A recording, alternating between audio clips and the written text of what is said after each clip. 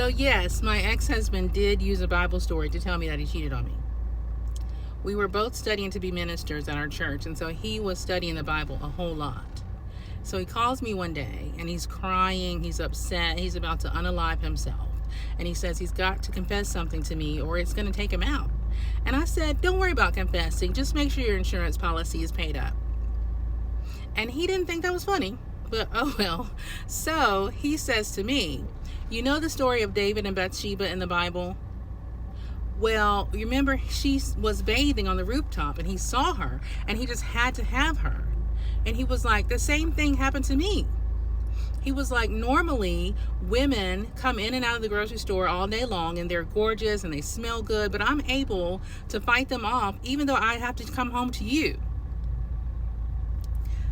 And this lady came in and I thought it was going to be no different. She told me she needed prayer. She had a lot going on in her life. So I prayed for her, and then she invited me to her house to read the Bible with her and to pray with her some more. So I went over there to do the Lord's work. And the next thing I knew, something came over me. The devil came into me and I just had to have her. The next thing you know, we're making love. And she's making me feel like a man, and it's just amazing. Like, he's just going on and on like he's talking to his best friend. So at the end of the story, he says to me, what are we going to do? A few weeks later, he calls me again to tell me that this lady has found out that I left him and she doesn't want anything to do with him. So he's like, she ended up having a Jezebel spirit. The devil sent her to rip apart our marriage.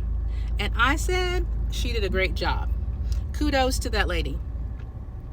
And a few months later, I had to tell this story to the judge because that same ex was trying to get alimony from me. He told the judge how when he first met me, he couldn't drive. He didn't know how to drive. He didn't have a car. He was walking to work. He could not pay his child support for his 2 children. And I had gotten him accustomed to a lifestyle that he could not afford by himself. So the judge said I had to have proof of infidelity in order to get out of the alimony. So I said, well, Your Honor, have you ever heard the story of David and Bathsheba? And after I told him this ridiculous story, he said, did this really happen? And I said, yes. And then he looked at the ex and said, did you really tell her this? And he said, yes, Your Honor, because I am studying to be a minister of the gospel. And one thing that I have to do as a minister is tell the truth.